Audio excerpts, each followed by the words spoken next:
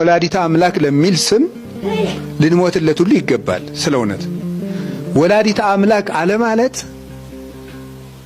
የእግዚአብሔር ልጅ የማዳን ጉዞ የካደ ነው። ቅዱስ ጎርጎርዮስ ዘኑሲስ ይላል ድንግል ማርያምን ወላዲተ አምላክ የማይል ሰው ከልዑል እግዚአብሔር የራቀ ነው ይላል።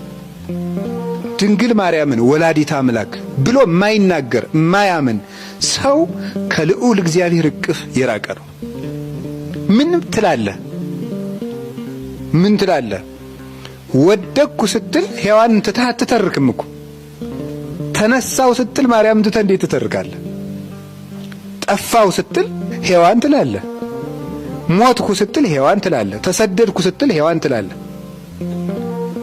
ከገነት ወጣው ተባረርኩ፣ የሞት ሞት ተፈረደብኝ፣ ሲኦል ወረድኩ፣ ወደቅኩ፣ ልጅነት አጣው፣ ከእግዚአብሔር ተለየው፣ ዘላለማዊ ሞት ነገሰብኝ ስትል ሔዋን ትላለህ።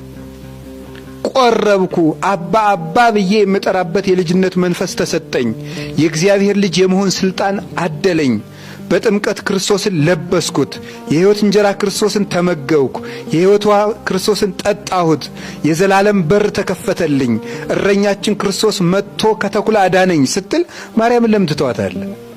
ይህን ትቶ ታሪክ የለም። የድህነት ታሪክ ከድንግል ማርያም ተለይቶ የሚተረክ የድህነት ታሪክ የለም። ስለ እውነት የእግዚአብሔር ልጅ መጣና ከሴትም ተወለደ ብሎ እኮ ነው የሚጀምረው። እንዲህ እግዚአብሔር የዘመኑ ፍጻሜ በደረሰ ጊዜ ወአመበጽአ ጊዜሁ ፈኖ እግዚአብሔር ወልዶ ዋሕዶ ተወልደን በሴት የዘመኑ ፍጻሜ በደረሰ ጊዜ እግዚአብሔር ልጁን ላከው። እናስ ምን አደረገ? ከሴትም ተወለደ ነው። ከዚያስ ምን አለ? ቦአ ውስተ ኦሪት ከመ ይሳየጦሙ ለእለ ውስተ ኦሪት፣ በኦሪት መርገም ተይዘው ያሉትን ያድናቸው ዘንድ ወደ ኦሪት ገባ፣ ከሕግ በታችም ዋለ። ራሱን ድሃ አደረገ፣ ነዳይ ሥጋን ለብሶ ታየ፣ በዚያም ካሰና ታረቀን። ይህን ትቶ ታሪክ የለም። ድህነት የድህነት ታሪክ ሲተረክ መዳን በክርስቶስ ነው። ዳን ስትል ግን ለድህነት ምክንያት የሆነችው ድንግል ማርያምን ትቶ ድህነት አይተረክም።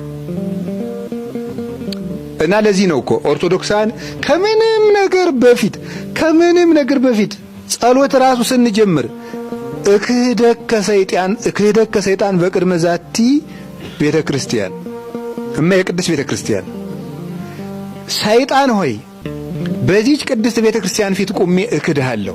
አንተን ለመካዴ ደግሞ ምልክቴ ማናት ነው ያለው? ማርያም ናት ነው። አንተን ለመካዴ ያንተ ለመሆኔ የዲያብሎስ ባሪያ ለመሆናችን ፊት ለፊት የነበረችው ሴት ማናት? ሔዋን ነበረች። የእግዚአብሔር ለመሆናችን ፊት ለፊት የምትታየው ሴት ማናት? ለዚያ ነበር እኮ ከመስቀሉ ፊት ስር ቆማ የምናያት። የሞት እንጨት የሞት ፍሬ ከበላንበት ዛፍ ስር አንዲት ሴት ቆማ እንዳየናት ሁሉ የሕይወት ፍሬ ክርስቶስ እኮ ለኛ ብሎ ሲፈተት ከዚያ ዛፍ ስር የምናያት አንድ ሴት ነበረች ከመስቀሉ ስር።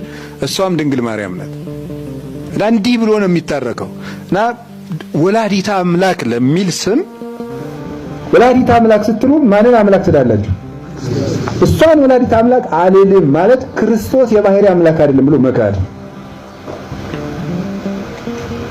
ክርስቶስ የአምላክነቱን የገለጠ በድንግል ማርያም ሥጋ ነው።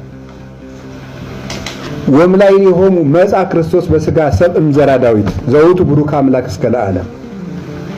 ከአብርሃም ከይስሐቅ ከያዕቆብ ወገን ክርስቶስ በዳዊት ሥጋ ወደዚህ ዓለም መጣ፣ ይኸውም ለዘላለም የተባረከ አምላክ ነው ይላል ሮሜ ምዕራፍ 9 ቁጥር 5 ላይ።